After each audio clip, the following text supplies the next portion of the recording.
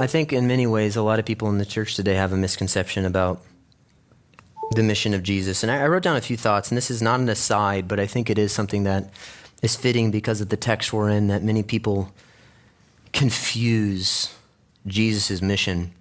I saw a pastor this week, very well-known pastor, that said, he tweeted or something, never Trump, this year Harris, always Jesus. I just want you to understand that that is one of the most foolish things I've ever seen. And here's why. People have asked me this week if I have opinions politically. I have opinions, a lot of them. I'm not a political commentator. I'm a preacher of the Bible, but certain things politically are more theological than they used to be. So let me just give you some things about where I stand, because people have texted me a few things, and I'll just, this stuff is not hard for me to say. Number one, the Democratic Party is a demonic death cult under the power and influence of Satan. Hold on. No, I'll explain why I say hold on. To vote for the Democrats is to vote for a platform that is building their platform upon everything God hates. The mutilation of bodies, the annihilation of babies in the womb, and the sexualization of your children. That is their calling card. That is what they want to do. They don't hide that. They have abortion facilities outside of the Democratic Convention. This is who they are. It's the most radical party in our country's history. So I don't see how you could be a Christian and vote for a party who promotes everything that God hates. That's the first thing. Secondly, you have a responsibility and privilege to vote for the option that best stems the tide of evil. I want you to also understand that there are no perfect candidates in this election. They're both broken people, but one of them presents a far better option at the preservation of life and the upholding of the family than the other. A failure to vote is a failure to express our gratitude to the men and women that have died for our country and given us the freedom that we have today. It's also a failure to, I believe, obey the calling that we have to uphold the righteousness in our land. You don't have to like the personality, you just vote for the best option between the policies, and one of them is far less worse than the other. I think that's obvious. And a vote, just in general, it comes from the Latin word votum, which means to make a choice. You're not voting for a pastor, you're voting for a guy that, as best we have as an option, upholds righteousness in the land. Number three, and this is why I said hold on, because there are certain people that are going to amen the political thing, but I also want the amens just to be as loud as when I say this.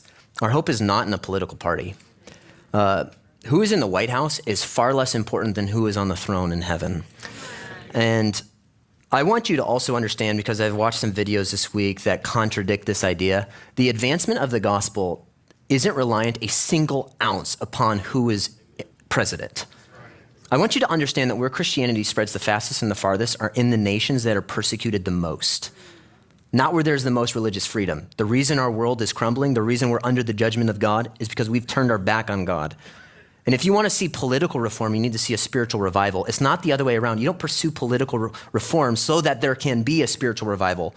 So when people say things like, we need to get this guy in office and then there will be a spiritual revival in our land, no, there won't be. No, there won't be. That's not the way it works, and that's never been the way it works. Number four, we should speak out against the evil of our day, but you should never turn the mission field into your enemy. You can call out the policies, call out the issues. I can speak against the horrors of abortion. Makes God weep. The trans agenda, whatever it may be. I have a heart for those people, and you ought to have a heart for them. And you can get riled up on Twitter, and you can live in your insulated bubble and start looking at them. No, that's why you're here. And if you don't understand that, you don't understand what your mission is as a Christian. Number five, if you are more likely to promote your political views than you are to proclaim Jesus Christ, if people know you more for being a Republican than they do for being a Christ follower, your priorities are way out of whack. So I disappointed both people, right? So that's where we're at today. But I want you to understand those truths. You should go vote. And it's not a difficult decision for me. But I also want to, but then I also want you to know that our hope is not in who's in office. There's ditches on both sides. You have the people that say Jesus 2024. I don't know what that means, because he's been Jesus and he's been king for the last 10,000 years, and he'll be Jesus for the next 10 billion years. I don't know what that means. But then you have pacifists, and then you have people that are putting all their hope in what happens in November. Listen, Stonebridge Bible is going to go on because the church is going to go on, and we're not on defense. The gates of hell will not what? Prevail. We're on offense.